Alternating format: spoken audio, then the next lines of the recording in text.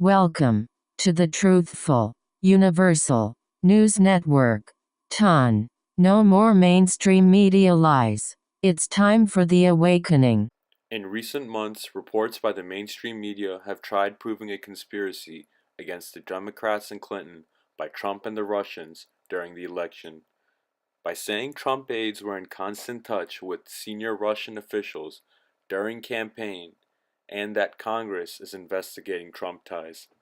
Let's see some reports and Trump's response to them last week. 48 hours after the president's national security advisor Michael Flynn resigns, the FBI is now saying they aren't expected to file charges against him. And the FBI is saying that barring new information, they're not going to pursue charges against him. They add that in their conversations with him that he was forthcoming.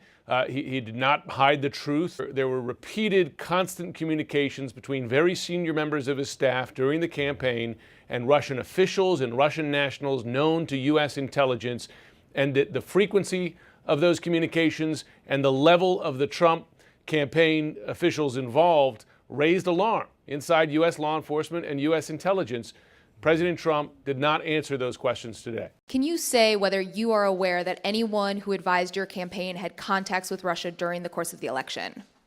Well, I told you, General Flynn obviously was dealing, so that's one person, but he was dealing as he should have been. During the election? No, nobody that I know of. So you're not aware of any contacts during the course of the election? How many times do I have to answer this question? Can you just say Russia yes or no is on a it? ruse. Yeah, I know you have to get up and ask a question, so important. Russia is a ruse.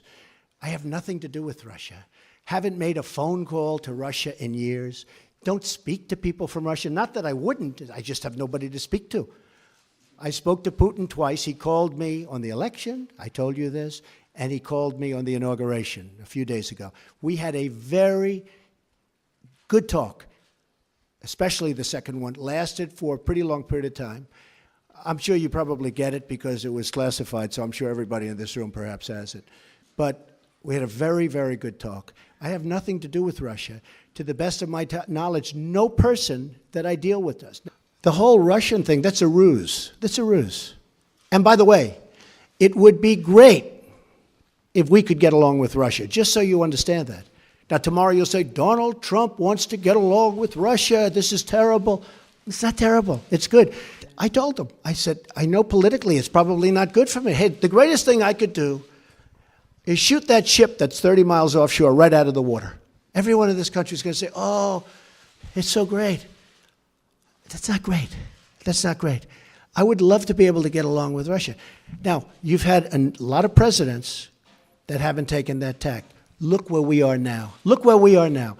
Very recently, the mainstream media attacks on Trump continue with articles such as White House scrambles to check scandal over FBI inquiry into Russia ties, and Trump administration asks intelligence officials, key lawmakers, to counter Russia stories. Wouldn't you do the same if you were president and were being harassed by the media? Breaking story. Evidence of Russia and Trump together. The Russia-Trump connection seems to be fake news right now. Google evidence of Russia hack and be amazed as you find nothing to back claims of foreign interference into the election.